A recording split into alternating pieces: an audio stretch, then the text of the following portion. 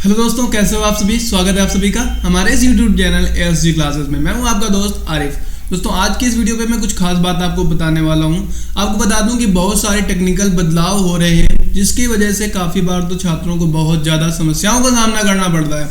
उसी तरीके से एक मैं आपको बताने वाला हूँ, आज जो इन्फॉर्मेशन प्रोवाइड करूंगा वो है एग्जाम को लेकर। एग्जाम हुआ OMR सीट पर, उसके बाद उन कॉपीज को चेक करने के लिए अपलोड कर दिया गया एक एप्लीकेशन पे, जिसमें ये कहा जा रहा था कि एप्लीकेशन जो है वो OMR सीट के जो गोले काले किए गए हैं उनको चेक कर लेगा आसानी से और रिजल्ट तुरंत ही अपलोड कर देगा।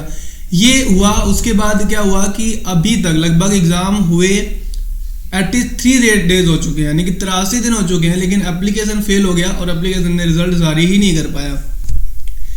ये मैं जो खबर बता रहा हूँ इसकी मैं पूरी जानकारी दूंगा और मैं आपको यही बताऊंगा कि कहाँ कहाँ तक प्रॉब्लम्स आप लोगों को फेस करनी पड़ सकती हैं। अब पहले तो मैं आपको प्रूफ दिखाता हूँ, साइड में देखिएगा। ये प्रूफ है, इसमें बताया जा रहा है कि अप्रैल से नए सत्र की तैयारी शुरू कर दी गई है, लेकिन अभी तक तिमाही की परीक्षाओं का रिजल्ट नहीं आया। छमाही और वार्षिक परीक्षाएं हो नहीं पाई हैं, तो अप्रैल से कैसे शुरू कर दी जाएंगी ये परीक्षा, नया सत्र ये फिलहाल है। उसके थोड़ा सा नीचे आप देखिएगा तो उसमें मैं आपको ड्रैग कर देता हूँ, थोड़ा सा जूम कर देता हूँ। उसमें देखिए साफ साफ लिखा हुआ है तिमाही की जो परीक्षाएं हुई थी उनको हुए 83 दिन हो चुके हैं, लेकिन अभी तक रिजल्ट नहीं अपलोड किया गया यूनिवर्सिटी के थ्रू। अभी तक रिजल्ट अपलोड नहीं किया गया है बोर्ड के थ्रू। क्यों? क्योंकि कहा यह गया था कि जो OMR सीट आपकी चेक हुई है वो एप्लीकेशन पर अपलोड कर दी गई है और एप्लीकेशन गोले जो काले हुए हैं उनके हिसाब से रिजल्ट जारी कर देगा, लेकिन ऐसा हुआ नहीं। यही सारी घटनाएं यूनिवर्सिटी भी कर रही है। यूनिवर्सिटी ने डिजिटल माध्यम से रिजल्ट जारी करने के लिए कहा, पिछली बार आपको पता होगा, और ये कहा गया कि रिजल्ट बहुत ही जल्दी जारी हो जाएगा, लेकिन रिजल्ट जल्दी तो जारी हुआ नहीं, काफ़ी देर से रिजल्ट जारी हुआ और रिजल्ट में बहुत सारी त्रुटियां भी आई। उसके रीजंस क्या है? कहीं आपकी कॉपी स्कैन हुई तो ब्लर हो गई या कुछ हो गया, मतलब कॉपी सही से समझ नहीं पाए, अगर वही कॉपी प्रैक्टिकली मोड पर होती। अब देखो यहाँ पर तर्क क्या दिया गया। तर्क ये दिया गया कि कॉपी डिजिटल माध्यम से चेक होगी तो कॉपी कंप्यूटर में आएगी, इंसान ही चेक करेगा।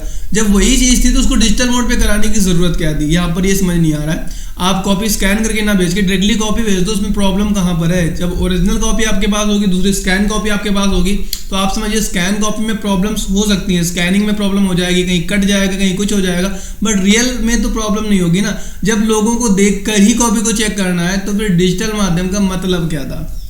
या तो कंप्यूटर कॉपी चेक कर रहा होता तो इसको मान सकते थे कि हाँ ये डिजिटल माध्यम है, इससे रिजल्ट जल्दी जारी हो जाएगा, कंप्यूटर कॉपी चेक कर रहा है। लेकिन उससे भी कुछ संभावनाएं नहीं होती कि रिजल्ट सही जारी होता, क्योंकि कंप्यूटर एक मशीन है, उसके अंदर फीलिंग्स या इमोशंस नहीं है। वो उन्हीं रिजल्ट को, उन्हीं आंसर्स को सही समझेगा जो उसके अंदर फीड किए जा चुके हैं। थोड़ा बहुत भी लैंग्वेज में फॉल्ट होगा तो वो ना समझ पाता ना। तो डिजिटल माध्यम सही था क्या? नहीं था। ओके, यूपी बोर्ड की परीक्षाएं चल रही हैं, आज भी परीक्षा है। आज साइंस की परीक्षा हाई स्कूल की जो मॉर्निंग सत्र में रखी गई है। तो इस तरीके से आपको देखा होगा कि पहले पेपर में, दूसरे पेपर में, तीसरे पेपर में लगातार छात्र जो है वो परीक्षाओं को छोड़ रहे हैं। उसके रीजंस क्या हो सकते हैं? स्कॉलरशिप की अगर हम बात करें तो स्कॉलरशिप अभी तक सरकार ने बजट तो पास कर दिया, लेकिन बहुत सारे छात्र स्कॉलरशिप से वंचित हैं। मैंने कई सारे स्क्रीनशॉट लेके रखे हुए हैं और उन स्क्रीनशॉट को लेकर आप लोगों के बीच में एक बड़ा सा वीडियो बनाऊंगा। अभी तक मैं आज शाम को शायद शूट कर लूँ या कल पक्का शूट अपलोड कर दूंगा।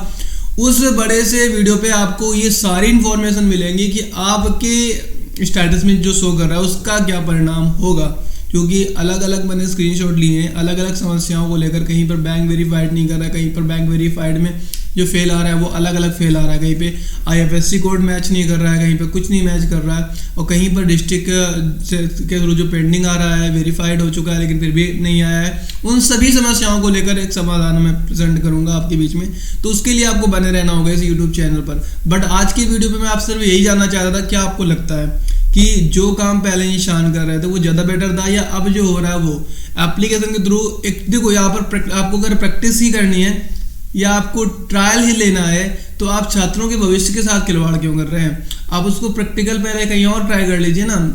पता लगा छात्रों का रिजल्ट जारी हो रहा है, आपके छोटे से चक्कर में 1 साल बर्बाद। और समय ऐसी चीज़ होती है जो कभी वापस नहीं आती है, तो ट्रायल आप छात्रों के साथ मत लीजिए। ट्रायल आप कहीं और कर सकते हैं, पहले कर लीजिए, या बिना किसी परीक्षाओं की, कक्षा 6, 7, 8 की परीक्षाओं में, कक्षा 6, 7 की परीक्षाओं में ट्रायल ले लीजिए। बाकी तो ये गलत है ना। बाकी अगर आप लोगों को सही लगता हो तो आप कमेंट में बताइएगा। थैंक यू सो मच दोस्तों, मिलते हैं अगले वीडियो में, तब तक अपना ख्याल रखें। Thank you.